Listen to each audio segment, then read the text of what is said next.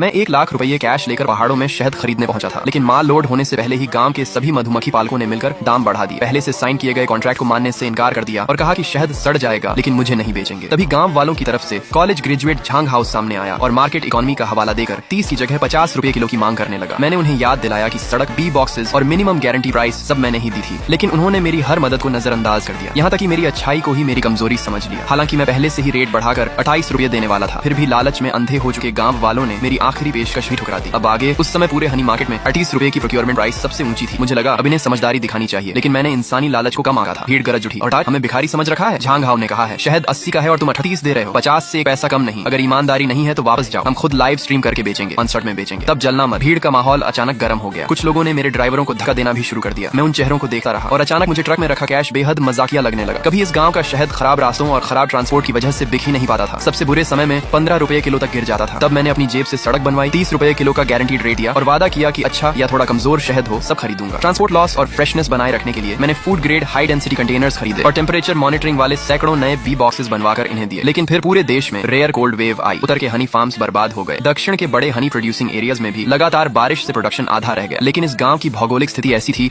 कि चारों तरफ पहाड़ होने से ठंडी हवाएं अंदर नहीं पहुंची, फूल भी नहीं जमे और नेक्टर की क्वालिटी और बढ़ गई। मार्केट रेट 35 रुपए पहुंच गया। तब मैंने खुद फैसला लिया कि रेट 38 कर दूंगा। मेरे फाइनेंस मैनेजर ने भी कहा था सर कॉन्ट्रैक्ट तो 30 का है, अब 38 देंगे तो लाखों कम कमाएंगे। मैंने जवाब दिया था दूर की सोचो, इसे कहते हैं गुडविल खरीदना। उन्हें पता चलना चाहिए कि मेरे साथ काम करके नुकसान नहीं होता। मुझे लगा था कि सच्चाई का जवाब सच्चाई से मिलेगा, लेकिन शायद मैं खुद पर ज्यादा भरोसा कर बैठा था। आखिर मैंने सिर हिलाया, ठीक है तो तुम लोग खुद बेचो। मैंने कॉन्ट्रैक्ट मोड़कर जेब में रखा और सभी ड्राइवरों की तरफ मुड़ा। अब मेरे चेहरे पर गुस्सा नहीं था, सिर्फ डरावनी शांति थी। सभी लोग ट्रकों में बैठो, शहर वापस चलते हैं। ओल्ड जाओ। चौंक गया, सर सच में 15 ट्रक आए हैं, तेल भी बहुत खर्च हुआ, एक बार और बात कर लें, 40 तक बढ़ा दें। मैंने कहा नहीं, याद रखना बिजनेस में पैसे का नुकसान वापस आ सकता है, लेकिन अगर कोई तुम्हारी गर्दन पर बैठकर अपमान करे और तुम मुस्कुराते रहो तो जिंदगी भर सिर नहीं उठा पाओगे। आदेश का पालन करो। कुछ ही मिनटों में पूरी कन्वॉय वापस मुड़ गई। गांव वालों को विश्वास ही नहीं हुआ।